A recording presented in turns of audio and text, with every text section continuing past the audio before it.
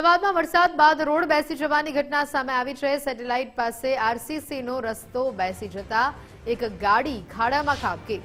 Under construction સાઇટના પતરા પણ ખાડામાં ખાબક્યા।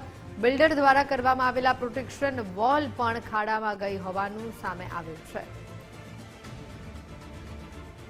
અમદાવાદમાં સામાન્ય વરસાદ બાદ અમદાવાદ સ્માર્ટ સિટીના બેહાલ થયેલા જોવા મળી રહ્યા છે। મહત્વનું છે કે અમદાવાદમાં હજી તો જોઈએ તેટલો વરસાદ પણ નથી આવ્યો, ફક્ત ઝરમર વરસાદ આવી રહ્યો છે અને આ જ ઝરમર વરસાદ બાદ શહેરમાં રોડ બેસી જવાની જે ઘટનાઓ છે તે સતત સામે આવી રહી છે। ત્યારે સેટેલાઇટ વિસ્તારમાં પણ એક ભયાનક ઘટના સામે આવી રહી છે, જ્યાં આરસીસીનો રોડ અચાનક ખસી પડતા એક મોટી જે દુર્ઘટના છે તે સર્જાઈ છે।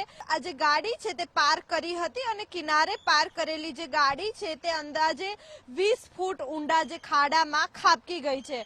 મહત્વનું છે કે ઘટના અંડર કન્સ્ટ્રક્શન સાઇટની બાજુમાં બની હતી અને રોડ ઘસી પડતા જ બિલ્ડર દ્વારા બનાવવામાં આવેલી જે પ્રોટેક્શન વોલ છે તે પણ તૂટી પડી હતી। સાથે જ સાઇડને પણ સુરક્ષિત રાખવા માટે લગાડવામાં આવેલા જે બેરિકેડ છે, પતરા છે, તે પણ ખાડામાં સમાઈ ગયેલા જોવા મળી રહ્યા છે। એટલે કે સદનસીબે ઘટના સમયે ગાડીમાં કોઈ સવાર ન હોવાને કારણે મોટી જાનહાનિ ટળી છે, પરંતુ ઘટનાએ વરસાદી મોસમ દરમિયાન બાંધકામ સાઇટોની સુરક્ષા અને રોડની ગુણવત્તા અંગે પણ જે ગંભીર સવાલો છે તે ઉભા કર્યા છે અને આ ઘટનાને લઈને સ્થાનિકોમાં પણ ભારે રોષ જોવા મળી રહ્યો છે। કારણ કે મહત્વનું છે કે ઘટનાની જાણ થતા જે તે સંબંધિત જે અધિકારીઓ છે અને ટીમો છે તેમને જાણ કરવામાં આવી છે।